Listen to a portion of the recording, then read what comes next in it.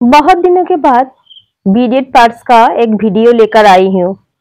अब जो डिजाइन मैं शेयर करने जा रही हूँ ये नया नहीं है मेरे चैनल पर। इससे पहले 2-3 ए डिजाइन वाले पार्ट्स मैं शेयर किया था। उसका ट्यूटोरियल मैं डिस्क्रिप्शन बॉक्स से शेयर कर दूंगी। इस वक्त ट्यूटोरियल नहीं दे सकती क्योंकि मैं पूरा वर्क नहीं कर रहा हूँ। इस वक्त मेरे जो हेल्पिंग हैंड है वो काम कर रही है, इसलिए कंप्लीट बैग शेयर कर रही हूँ। ये कस्टमाइज बैग है। इस पार्ट्स बनाने के लिए मैं 8 mm पर्ल बीड्स और ड्रॉप बीड्स और 40 mm धागे यूज की।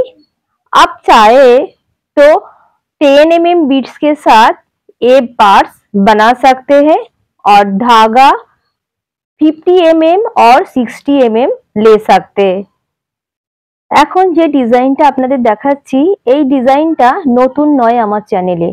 এর আগে এই ডিজাইনের উপর অনেকগুলো ব্যাগ আমি শেয়ার করে দিয়েছি। ওখানে এর টিউটোরিয়াল রয়েছে।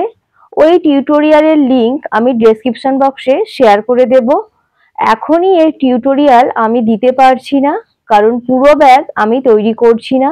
আমার যে হেল্পিং হ্যান্ড আছে সে ব্যাগ তৈরি করছে, তাই আমি পুরো ব্যাগ এখানে শেয়ার করে দিচ্ছি। পুজোর সময় কাজের চাপ আছে, পুজোর পর যখন কাজের চাপ একটু কমে যাবে তখন আমি পুনরায় এর টিউটোরিয়াল শেয়ার করে দেব। এই ব্যাগটা তৈরি করার জন্য আমি 8 mm পার্ল বিডস আর ড্রপ বিডস নিয়েছি আর সুতো নিয়েছি 40 mm। তবে এখানে সুতোটা ডবল করে নেওয়া আছে। কেউ চাইলে 10 mm পুঁতি দিয়েও কাজটা করে নিতে পারবেন।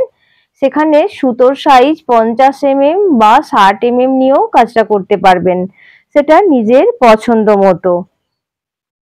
এখানে যে হ্যান্ডেল আমি ইউজ করেছি এটা পুঁতির।